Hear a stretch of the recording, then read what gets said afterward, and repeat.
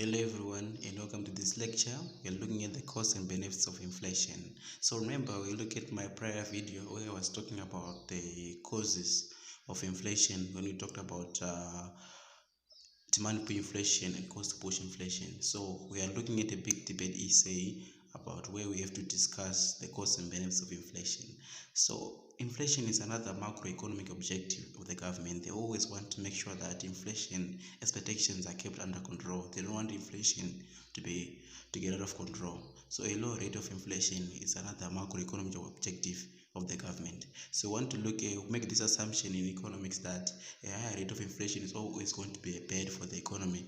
Maybe a lower rate of inflation is also going to be a bad thing for the economy. So I'm looking at the costs and benefits of a higher rate of inflation. So I'm looking at the cost of higher rate of inflation, also some of the benefits of a low rate of inflation.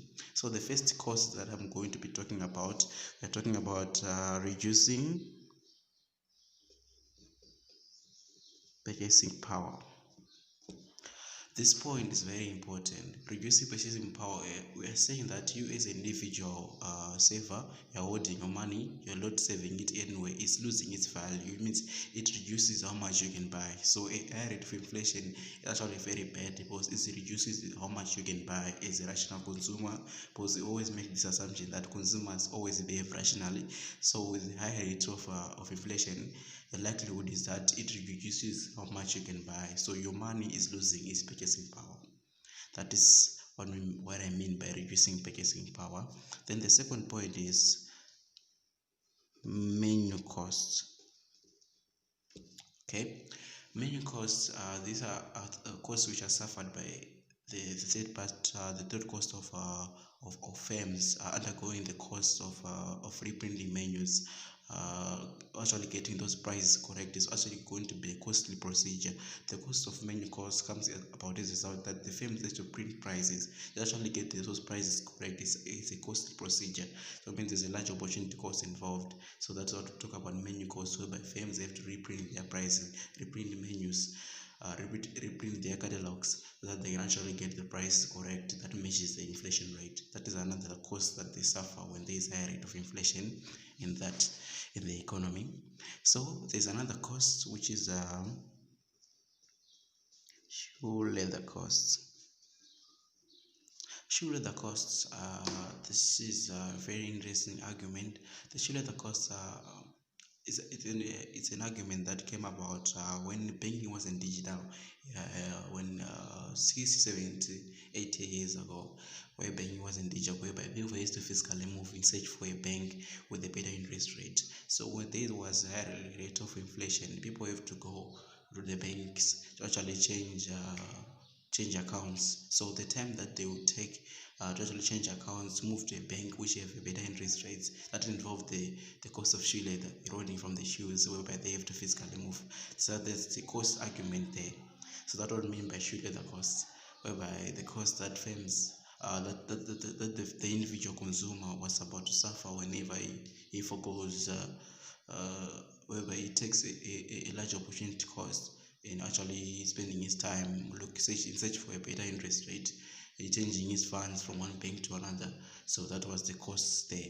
That's what I mean by shoe leather costs. So economists come with that name. It's a very interesting argument whereby they say that the leather will be eroded from the shoes. So that's the shoe leather cost involved there. It's a quite interesting argument. Then we go to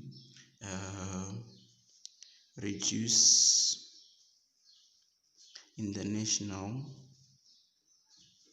competitiveness.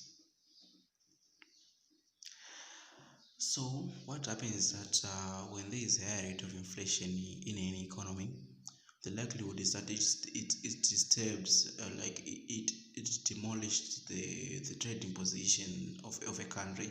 Talking about how their exports will lose their international competitiveness. How do we define international competitiveness? We know that international competitiveness is when is the ability of a nation to trade successfully overseas. So when there is a higher rate of inflation, we know that there will be an increase in aggregate demand in the economy. So with the demandable inflation coming about, the country will lose their competitiveness to attract more revenue from other countries when there is a higher rate of inflation. So imports become much more competitive, whereas exports become less competitive. So the results that will increase import revenue, whereas export revenue is going to fall. So even rational consumers in their own economy are going to substitute uh, their local produced goods towards more imported goods. So that's going to happen. That's how a country loses its international competitiveness. So that's how inflation does. The high rate of inflation, it reduces your international competitiveness. A nation you no longer be competitive. Okay. So we have the other costs, which is fiscal drag. This is a very sneaky idea. This is all to do with issues of progressive taxes that most advanced nations usually adopt. So we know that we have progressive taxes whereby they are not tend to be flat taxes. They tend to change. They have different bands in an economy. So we are saying that you as a consumer, as a worker, you go to your employer, you bargain for a higher wage. But what that wage is going to do is that maybe inflation has increased that year by 3%. Then you have bargained for a wage, and your wages will increase maybe by 3%. So what is going to happen is that you'll be dragged into a high income band. But what's going to happen is right now is that you have to pay more in tax. So in real terms, you'll be made worse off when you bargain for a higher wage. That is what we mean by fiscal drag. You've been dragged into a higher tax band. But in that higher tax band, in that high income band, you have to pay now more in tax. That is a disadvantage. So it's a very sneaky idea. That is what called by fiscal drag, whereby you've been dragged from a low income bracket into a high income bracket, but in that high income bracket, you have to pay now more in tax. So that's how you explain fiscal drag. Then we have anticipated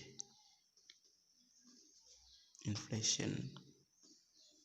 Under anticipated inflation, we are considering that inflation is rising at a higher rate than expected. This is anticipated higher rates of inflation is rising.